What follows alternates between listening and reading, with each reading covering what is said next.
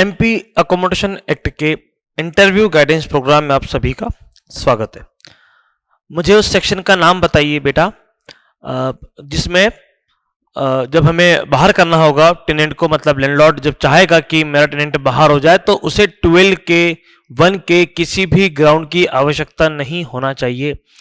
वो कौन सा सेक्शन है जो हर किसी व्यक्ति के लिए है और सबसे अच्छा सेक्शन है वो, चूंकि सेक्शन जो पूरा एमपी अकोमोडेशन एक्ट है उसमें जो सबसे खतरनाक चीज है वो 16 ग्राउंड से जो केवल आधार है किसी टेनेंट को बाहर करने के लिए, पर वो कौन सा सेक्शन है जो उसको ओवरराइड करता है, ओवर रूल करता है और आपको एक बेहतर रूल प्रोवाइड करता है। मुझे बताइए, अगर किसी टेनेंट को आपने घर दिया और टेनेंट ने उसको किसी और को दे दिया तो क्या ये एविक्शन का ग्राउंड है, और है तो कौन से क्लॉज में?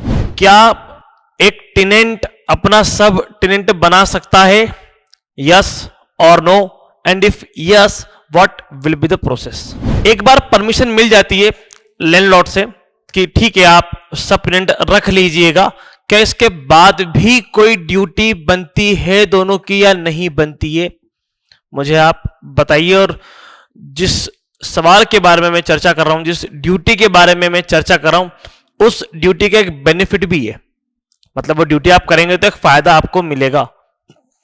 तो मुझे इसका जवाब दीजिए।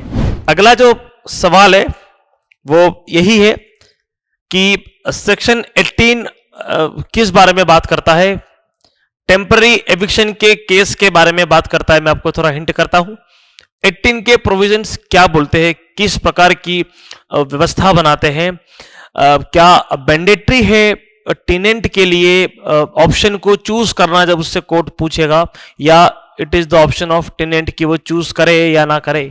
नेक्स्ट क्वेश्चन जो आपका है, कितने समय तक, जैसे क्या होता है बोनाफाइड ग्राउंड पे बहुत आसान होता है किसी भी लैंडलॉर्ड के लिए अपनी प्रॉपर्टी को खाली करवाना, लेकिन एक बार उसने खाली करा ली फिर कितने समय तक वो दोबारा उस प्रॉपर्टी को बिना आरसीए की परमिशन के किसी अन्य व्यक्ति को नहीं दे सकता है?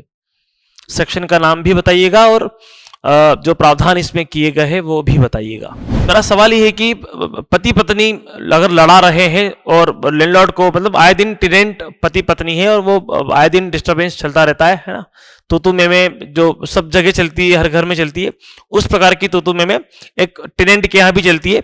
क्या लैंडलॉर्ड के लिए वो न्यूसेंस हो सकता है और क्या इस आधार पे वो घर खाली कराया जा सकता है? अगला जो हमारा क्वेश्चन है आपसे वो यही है कि जब बोनाफाइड ग्राउंड्स पे आप किसी घर को खाली कराते हो, एक कंपेंसेशन की स्कीम है ना, मैं बात कर रहा हूं नॉन रेसिडेंशियल वाले मामले में। मुझे बताइए वो स्कीम क्या है और वो स्कीम क्यों देना चाहिए या क्यों नहीं देना चाहिए, उसकी क्या आवश्यकता है? क्लॉज का नाम भी बताइए, स्कीम भी बताइए और स्कीम के जो मायने हैं वो भी आप हमें बताइए। अच्छा, मान लो एक चतुर लैंडलॉर्ड क्या करता है, टेनेंट को घर खाली कराने के लिए वो अपना मकान अपने किसी दोस्त को, किसी भाई को, किसी मित्र को, किसी रिश्तेदार को वो ऐसा बेच देता है, केवल दिखावटी, है ना, शेम ट्रांजैक्शन जिसको आप बोलते हैं। सवाल ये है कि कितने समय तक जो नया मालिक है वो टेनेंट को बाहर नहीं कर सकता है, कितने समय के लिए वो वहां पर रह सकता है? प्रोविजन और प्रावधान दोनों के बारे में जानकारी दीजिए।